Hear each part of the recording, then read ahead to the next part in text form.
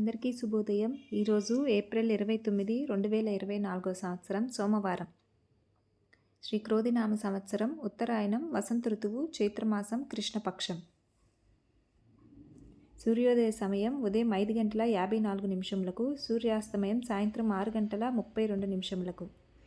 తిథి పంచమి ఉదయం 7:58 వరకు, తదుపరి షష్ఠి. నక్షత్రం ఈరోజు పూర్తిగా పూర్వాషాఢ నక్షత్రం. రాహుకాలం ఉదయం 7:29 నుండి 9:04 వరకు. యమగడియలు ఉదయం 10:38 నుండి 12:13 వరకు. వర్జ్యం మధ్యాహ్నం 2:22 నుండి 3:57 వరకు.